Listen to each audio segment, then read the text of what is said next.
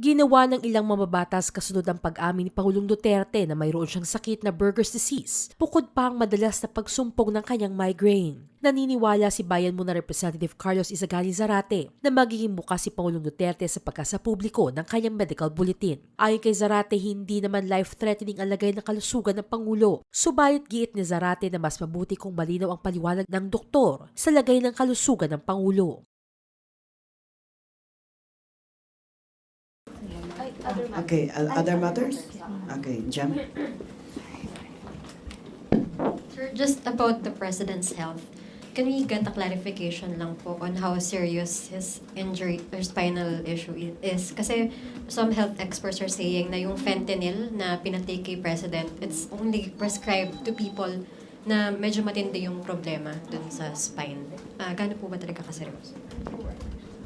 Ako, I'm not a doctor, no? Pero if the President is doing what he is doing, no, mahirap tanggapin kung ganitong edad namin dalawa.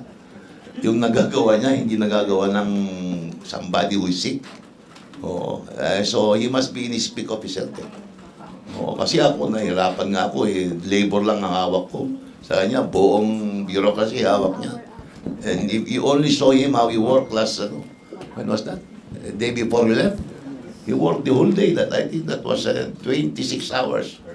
Continuous, non-stop. And talking about problems, facing challenges. I don't think the President has any illness or any illness of concern. Matapos tayong 1:30, sa meeting pa siya. Meron pa sa meeting. Okay, last question from Laila. Sir, good afternoon. Sir, what do you say to suggestions from Congressman, I think Zarate, for Malacanang to issue medical bulletins to update the public on the President's health, since it's also a public concern, because he's the leader of the country. What do you think of such suggestions? Secretary Abelio. And Secretary Bello. I don't think it's that necessary, no?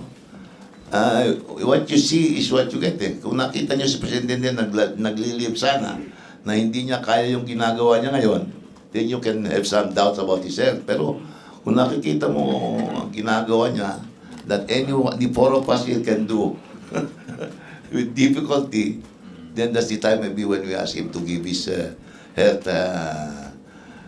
bulletin. Pero super healthy siya eh. Hindi ko maintindihan kung saan niya nakukuha yung energy niya.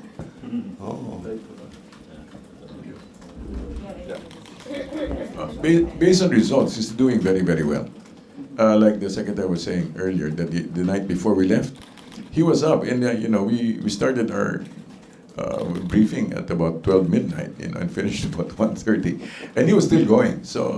So based on results, he's doing very well. And whatever pains and he's experiencing is basically, as the doctors would say, basically wear and tear. It's part of the territory. So nothing to be afraid about, nothing to be concerned about. He's doing fine. Secretary Bello, sir, on another topic. Sir, how are the talks with the communist rebels? Are you going to meet before your scheduled meeting in January? Because Security Advisor Esperon mentioned something last night about a possible meeting before on the ceasefire before your January meeting. Yeah, on the 26th up to 29, palagay ko tutuloy na lang hanggang New Year yun. Our ceasefire committee will meet with their ceasefire committee to arrive at a consensus on the definition of terms and conditions that will govern the proposed joint permanent ceasefire.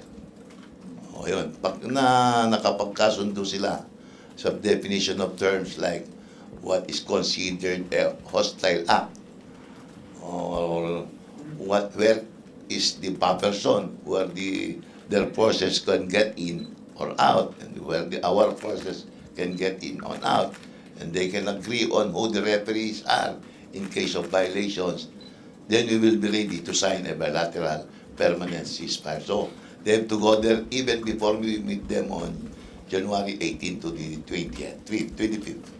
And by January, you're expected to sign the bilateral if the December talks go as planned. Yung December talks. December January, yeah. talks. Yeah, January na yung signing. hopefully, pagka nagkasundo sila, we may have to go on a special trip just for the signing of the joint bilateral permanent ceasefire. I'm emphasizing yung permanent because it could result into the end of hostilities, which is one of the main objective of the peace process. January, sir, yung target. Yung aming Joint bilateral. it could be before the next round of talks.